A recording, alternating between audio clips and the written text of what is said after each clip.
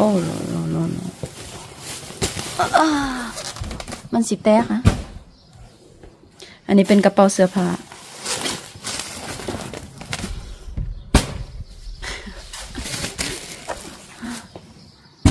จะกระแปดกระเป๋าแปดถุงอย่างขี้ยังอะเสื้อผ้าเต็ม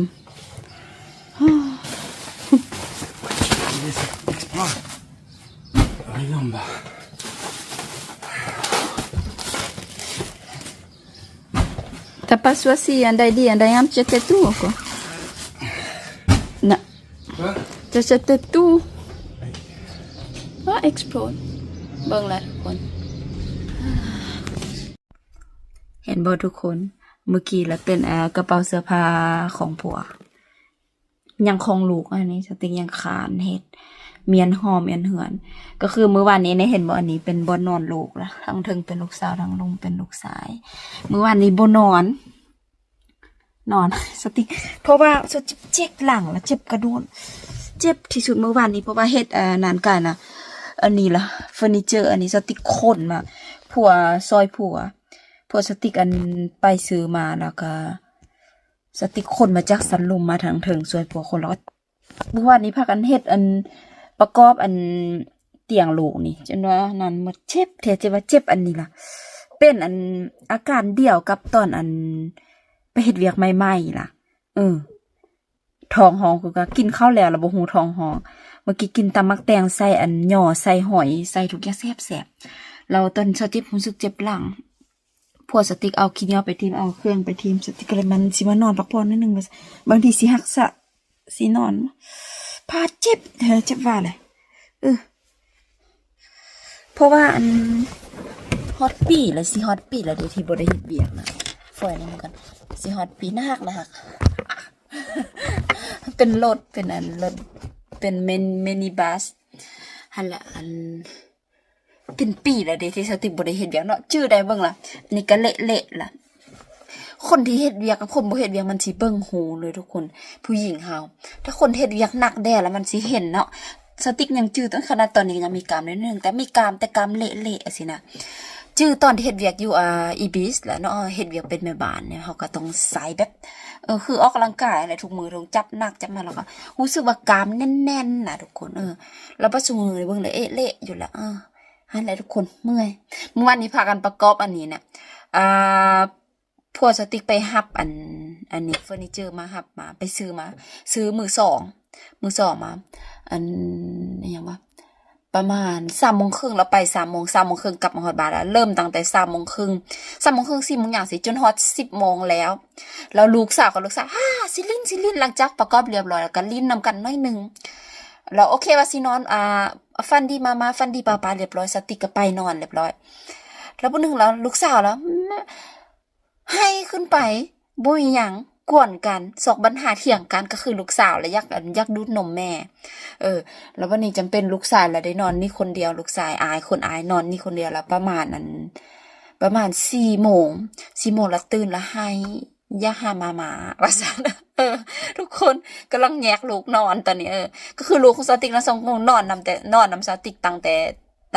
เกิดตื่นจนขณะนี้ตอนนี้กำลังเสียนมีหลายเทื่อสติกพยายามมันนั้นแต่ว่ากับ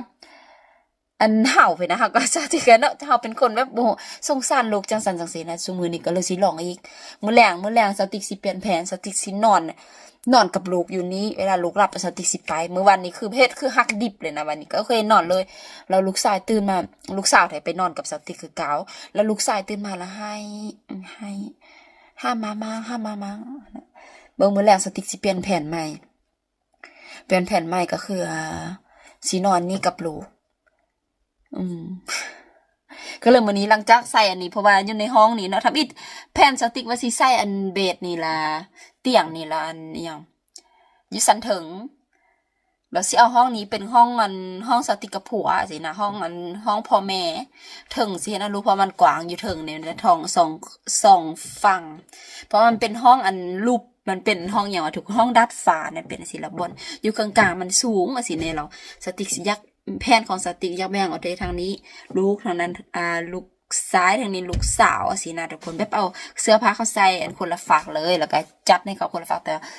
มันเบิ่งไปมันบ่ได้อันนี้ละใหญ่ที่สุดเลยใหญ่ที่สุดทำอีแต่สติกคิดว่าน่าจะโอเคน่าเป็นไซส์เด็กก็สินะเบิ่งแล้วสติกนอนก็สบายเออสบายเป็น2เตียงก็ถือว่าใหญ่สมควรเป็นรถบัสเป็นรถบัสรถบัสลอนดอนโอ้ยมื้อนี้ถ้าไปรับลูกแต่ว่าสติสิพักผ่อนตอนนี้จักโมงแล้วตอนนี้2 โมงหยังบ่แม่เวลาผ่านไปไวๆเพราะว่าอนามัยบ้านนี่แหละสติก็เฮ็ดทุกอย่างแล้วมื้อนี้อนามัยบ้านแล้วก็จัดเป็นระเบียบอันนี้แล้วก็ทิมอันเครื่องลิ้นลูกได้ประมาณ3 ถุงขี้เหงื่อเมื่อกี้แล้วที่อันอยู่ในต้นคลิปล่ะที่สติกไทม์เมื่อกี้ล่ะก็คืออันเสื้อผ้าเควินสติว่าอ๋อแบบนี้แหละเนาะเจ้าจะบ่มีหยังอายุ40 ปลายแล้วยังบ่มีเฮือนเพิ่นเพราะว่าอันทุกอย่างจะอันนี้เนาะเพิ่นหมดชีวิตจะสติว่ากวนนั่นแหละทุกคนเสื้อผ้าสติบ่ใจหลายสติเป็นคนที่บ่มักล่ะสติใส่เสื้อผ้าในใส่แล้วก็แบบซักทุกมื้อวนเวียนไปก็ได้สติบ่มักล่ะอยู่อันเนี้ยบัดผัวสติเลยซื้อมามีหลายแต่บ่ใส่แต่มื้อทำอิฐแล้วก็นั่นสติกับผัวนะผัวเป็นคนที่อันเสียเงินเป็นคนจ่ายเงินเก่งทุกคนอันนี้เป็นบนนอนลูกสาวเป็นบนนอนลูกชายนี่ลูกสาวอยู่เทิงเจ็บหลังทุกคนสินอนเบิ่งซีรีส์จีน มีเวลา2 ชั่วโมงสิไปหับลูก4 โมงเลยเนี่ยทุกคนเตียงที่สติประกอบเหมือนนั้น ประกอบก็ยังน่าจะใส่บ่หมดเพราะว่าบ่ฮู้กันเห็นว่ามีซองเถอะสันเทิงลูกชายนอนคนเดียวดีใจแต่ว่าทุกคนดีใจอันนี้เป็นลูกชายมักสัตว์ลูกชายมักสัตว์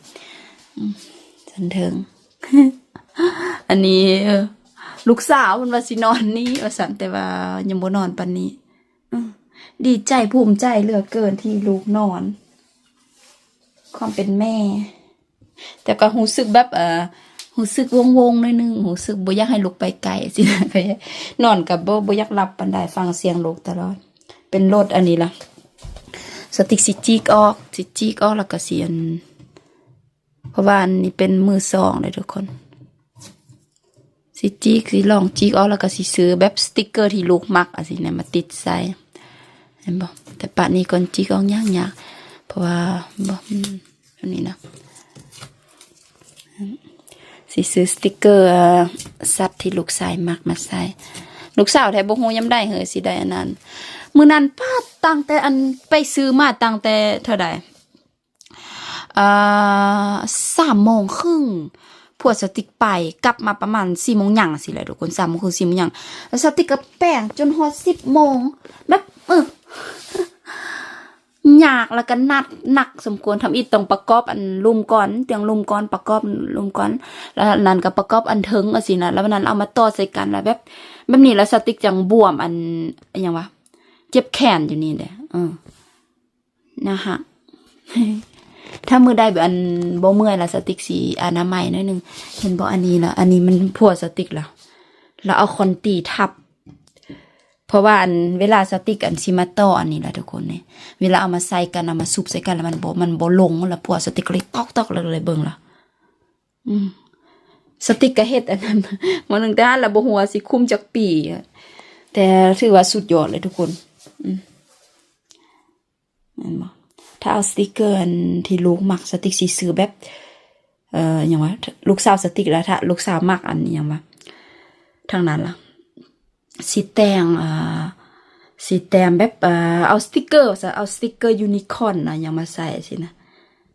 หรือว่าบางทีสีอันทาสีเป็นสีชมพูแล้วก็แต้มยูนิคอร์นเพราะว่าลูกสาวมักยูนิคอร์นลูกชายได้สติกสีซอกซื้อสติกเกอร์ล่ะแต่บ่ฮู้ว่ามือใดซอกซื้อสติกเกอร์อันสัตว์ล่ะมาใส่สติกเกอร์ใหญ่มาโคเวอร์มาปิดอันบ่งามนี่โอ้ยนั่นแหละดีใจลูกชายนอนคนเดียวยังแต่ลูกสาววันนี้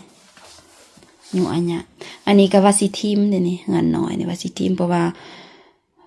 อันนี้ใหญ่แท้ใหญ่ว่าเลยทุกคน2 เมตร